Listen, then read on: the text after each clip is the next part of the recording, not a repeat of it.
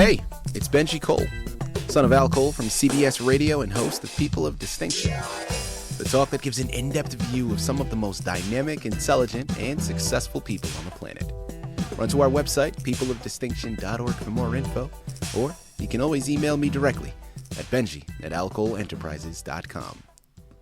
And on the line with us today, we have John Morgan Mullen. We'll be discussing his fantastic book, Roadmap to Tomorrow. It's easier to get there if you know where you're going. Available for purchase through Amazon, barnesandnoble.com. But if you guys want to get everything that John has to offer, do yourself a favor and go directly to his personal sites.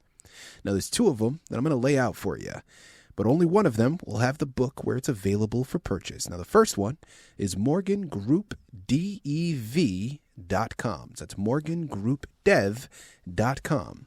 There you'll find more information on Morgan, but you won't be able to purchase the book. To do that, you'll have to go to johnmorganmullen.com. That's his author website, and where the book will be available for purchase. So one more time, that's morgangroupdev.com and johnmorganmullen.com. And guys, I will say, John was brought to our network, People of Distinction, today by some of the best movers in the business. Author Reputation Press Publishing. So if you have a book that you'd like moved, do yourself a favor and contact ARP. And you can find out more information on them at authorreputationpress.com. So without further ado, let's jump right in. John, first and foremost, welcome to People of Distinction, and thank you so much for being a guest. How are you? Good, Benji. Thank you for inviting me. Absolutely. Well, listen, we're truly looking forward to this, John, and really looking forward to the words of wisdom that we're going to be able to receive. Now, without further ado, because we have so much information to cover, let's jump right in. Roadmap to Tomorrow. Tell us a little bit more about your book. It deals with the speed of technology and how it's changing and accelerating, and it's moving at such a speed that we're powerless to stop it. We've seen significant advancements in technology, from energy to transportation, production to computers, artificial intelligence, healthcare. All of these things are drastically accelerating, and they're compounding. And so consequently, in today's world, if you're not prepared for it, you could be left behind. And so my audience, which takes in an awful lot of people, but I'm going to say the primary audience is 18 to 35, and they're trying to figure out what they want to do in their life. And this book, I think, can be of great benefit to them. The book attempts to evaluate the direction that this technology is heading, and can prepare the reader for their future. So we need to find ways in which we can adapt, find ways that because these innovative disruptions that are going to occur in our jobs, in our economy, in our lives are going to be they're already starting, and they're compounding themselves. The jobs that we have known for so long will no longer exist, and so our younger generations need to be prepared for that. And so that's why I started writing with Roadmaps to Tomorrow. Actually, there's one other reason too. I wrote a book previous to this, and this is called Kernels of Knowledge. And Kernels of Knowledge basically was my attempt to determine, where do you want to go? What do you got to do to get there? So where am I at? Where do I want to go, and what do I have to do to get there? So it was along the same lines of a self-help book for younger generations. However, in that book, what do you want to do? That was a problem, because if you select the wrong thing, you could be left out in the cold. All right. So Roadmap to Tomorrow is intended to provide an invaluable edge needed for your success. The knowledge presented in this book is it's not a guess. It's not a shot in the dark. These are information that has been gathered by scientists around the world that are projecting much of the stuff that I am writing in my book. So it becomes critical that the book is provided by the experts. Really, it's not me. I have gathered this information from the experts all over the world, and this it's in their words, not mine necessarily. So I'm the delivery man, I guess, to say. Mm-hmm. I'm curious, following off of that, thank you very much for everything that you've articulated so far. Now, I'm curious, John, because, listen, let's just come right out and say it. You are a very intellectual gentleman. You've lived your life. I mean, you are now in retirement. This is clearly something that, as informative as this book is, and as absolutely correct as you are with needing to prepare for the future, this is clearly not something that is going to affect you in your future. So talk to our listening audience. What inspired you to write this book? What compelled you to really put the words to the page, put the information within the confines of this book? And why did you know or feel that this would be beneficial to younger generations? Well, good question. I think it started when I was, I had a second home in Michigan, and in the summertime, I used to bring out my grandkids, and I would call it kids camp, and they'd come up for a weekend, and we'd play. It was great. We'd do water wars. We'd do swimming hole. We'd do, all of these things with my grandkids. We'd sit around the fire and talk about, how they were doing and what they were doing and what they wanted to do. And they were my motivating factor, I think. Because in many cases, what I saw is that most of them didn't know what they wanted to do. And this is probably natural. I mean, these kids are early teens, and they were not sure what they want to do. And so, to my way of thinking, what I did is I said, well, maybe I can write a book that will help them find their way in the next segment of their life. And so that's what kind of prompted me to write it. And it was a follow-up. It was a follow-up to my Kernels of Knowledge as well, which was the same intention. Absolutely. Again, here in the line with John Morgan Mullen, we're discussing his fantastic, informative book, Roadmap to Tomorrow. It's easier to get there if you know where you're going.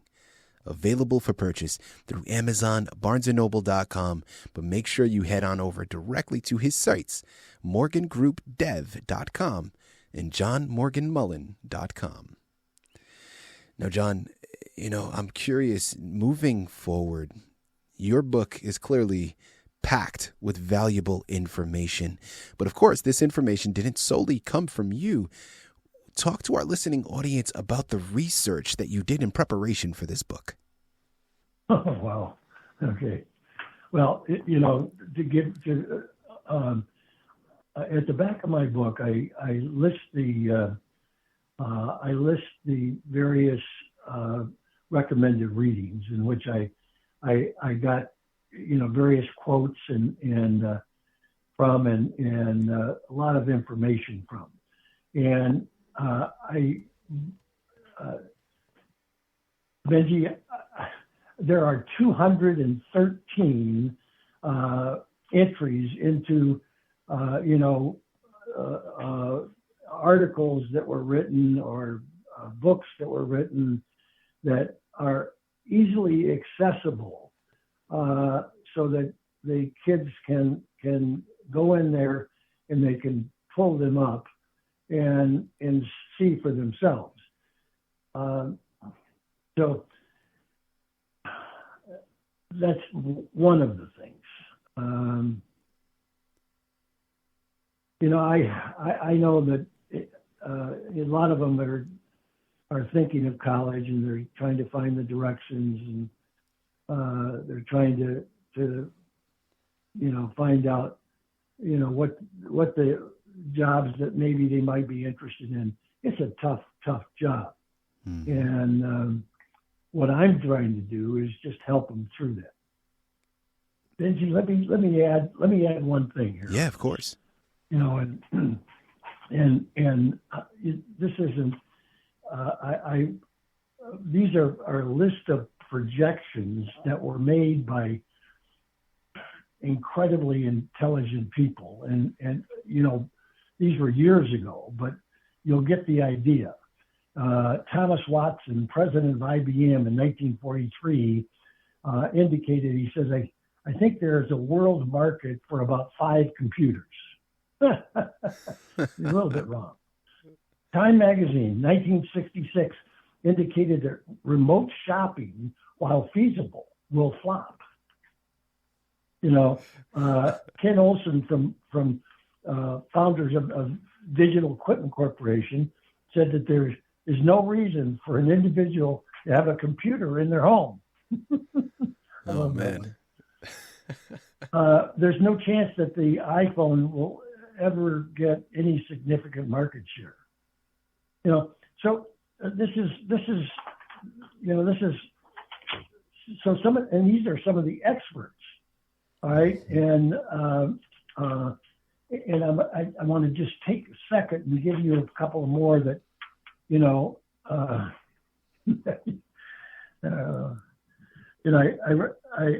I watched a movie called Back to the Future, and Marty McFly. I don't know if you.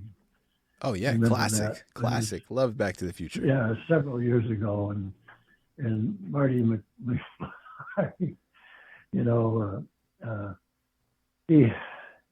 He drove his DeLorean time machine, and he came back from the future. Okay, and he had some of these were some of the projections that Marty McFly had. He said 75% of the universities around the world will go out of business. 50% of the supermarkets will close their doors. Robots will be the soldiers of the future. DNA sequencing will personalize medicine. And let me tell you, I got a whole chapter on that, and it is absolutely incredible. Autonomous cars will revolutionize, and disrupt the auto industry, insurance industry. It's unbelievable. 70 to 80% of today's jobs will disappear over the next 20 years. I mean, we're going to be looking at a different world, and if you're not prepared for it, you're going to be in trouble. And my book is in my attempt to prepare. For me, it doesn't make any difference because I'm 76 years old. But for my market, it's absolutely essential. I cannot, I'm sorry. I think that they will be much better off if they read Roadmap to Tomorrow. This is my second book.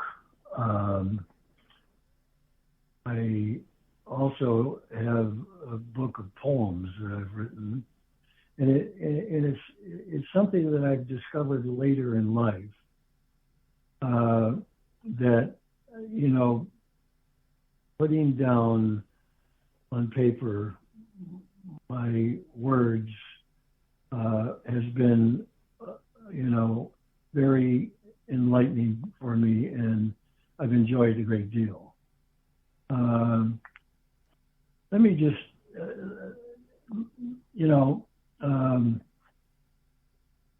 this book is got, it's got contributions from, scientific experts that give insight from computers to robotics and medical advancements, nanotechnology.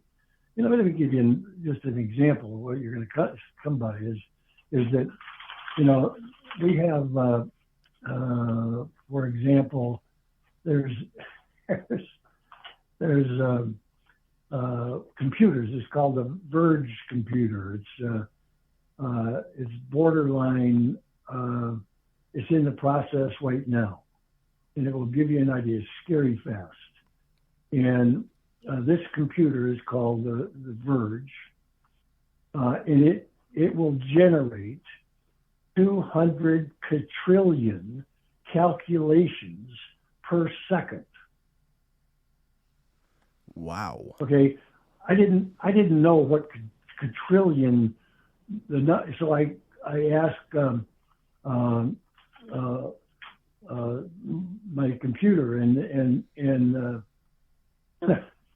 it said, I said, how many zeros does 200 quadrillion have? And it's 17 zeros. Oh my goodness. So our world is changing.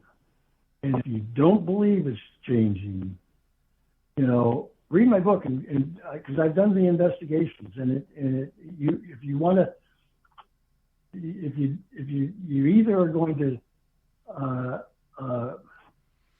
keep up with it or you're going to fall behind. It's entirely up to you. Number one. Number two is that you could be go into an area that is totally going to be taken over by computers, and you're going to be left out in the cold. And so I have a section that indicates all of the various jobs of the future, the potential jobs, and it also gives what qualifications you need and what kind of money you can make. And generally they're all within that STEM, the science and engineering, technology and mathematics. And those are the areas which are best for most jobs of the future. So they're not the only ones, but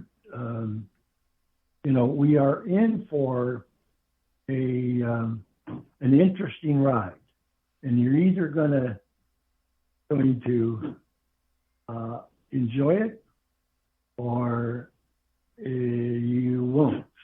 And it's much better to be on the right side of the game.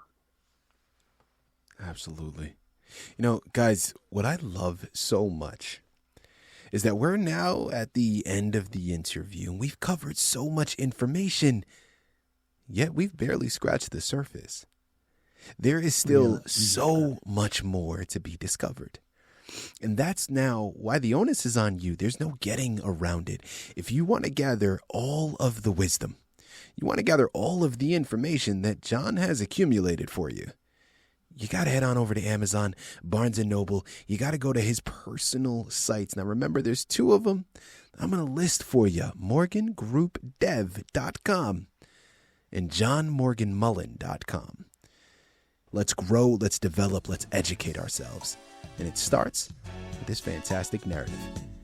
John, this has been an absolute pleasure. Thank you once again for being a guest with us today on People of Distinction. Benji, thank you very much.